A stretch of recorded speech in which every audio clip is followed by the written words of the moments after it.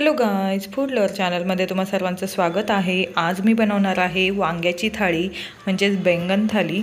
आणि त्यासाठी मी सगळ्यात आधी ग्रेव्ही बनवून घेणार आहे।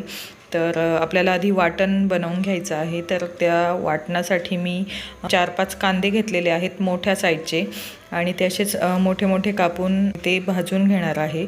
तर त्यासाठी मी लोखंडाची कढई घेतलेली आहे, कारण लोखंडाच्या कढईमध्ये जर आपण अन्न शिजवलं तर त्याच्यातनं भरपूर आपल्याला आयर्न मिळतं, म्हणून मी ॲटलिस्ट लोखंडाच्या कढईमध्ये मसाला तरी भाजून घेत आहे।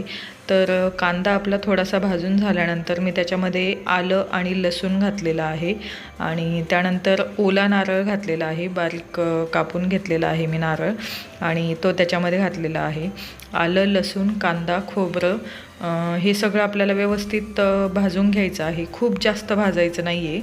त्यानंतर मी शेंगदाणे घेतलेले आहेत, थोडेसे शेंगदाणे घेतलेले आहेत, आणि जे आपण भाजून घेतलेला मसाला होता तो मी एकत्र करून छान वाटून घेतलेला आहे। तुम्ही बघू शकता थोडंसं पाणी टाकलेलं आहे मी वाटताना। तर त्यातनं अर्धा मसाला मी काढून घेतलेला आहे, आणि त्याच्यामध्ये मी 4-5 चमचे जाडसर असा शेंगदाण्याचा कूट घातलेला आहे, आणि चवीनुसार मीठ घातलेलं आहे। त्यानंतर मी त्याच्यामध्ये 1 चमचा होममेड मसाला, अर्धा चमचा लाल मिरची पावडर टाकलेली आहे, आणि हे सगळं व्यवस्थित मी मिक्स करून घेतलेलं आहे। तर मी जे मसाला वांगं बनवणार आहे, जे सुक्कं, तर त्यामध्ये मी हे स्टफिंग भरलेलं आहे।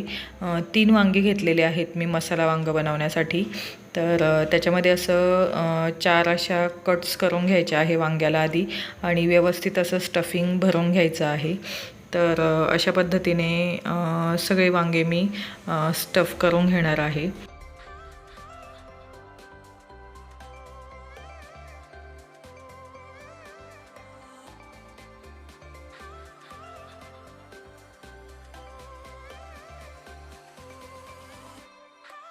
त्यानंतर मी ज्या कढईत आपण मसाला भाजलेला होता त्याच कढईमध्ये 2 पळ्या तेल घेतलेलं आहे, अर्धा चमचा मोहरी घेतलेली आहे, अर्धा चमचा जिरं घेतलेलं आहे, 1 चमचा लाल मिरची पावडर, 1 चमचा तरीचा मसाला, 1 चमचा होममेड मसाला, आणि थोडीशी हळद घातलेली आहे।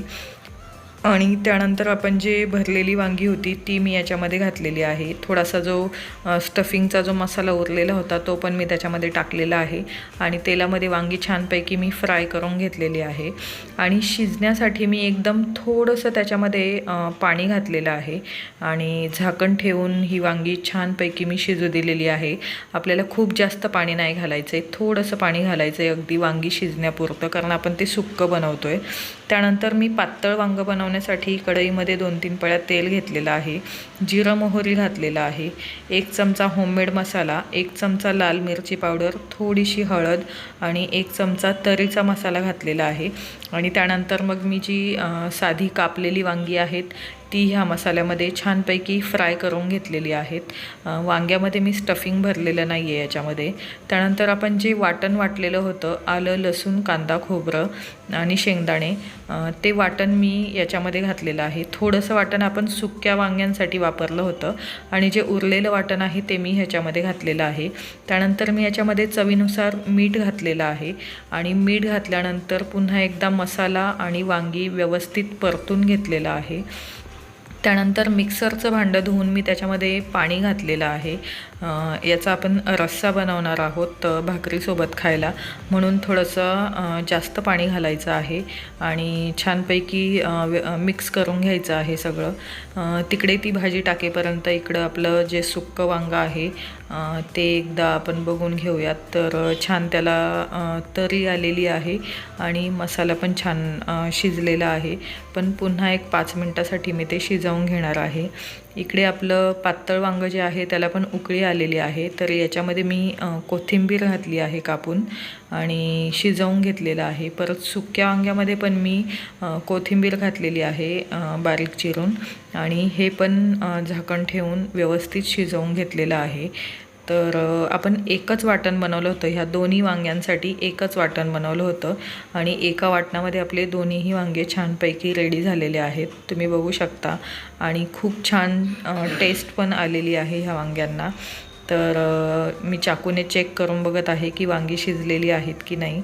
तर अशा पद्धतीने माझी वांग्याची भाजी शिजलेली आहे आणि ही पण भाजी मी चेक केली तर ही पण भाजी व्यवस्थित शिजलेली आहे। तर अशा पद्धतीने माझ्या दोन्ही वांग्याच्या भाज्या रेडी झालेल्या आहेत आणि मी त्या सर्व केलेल्या आहेत।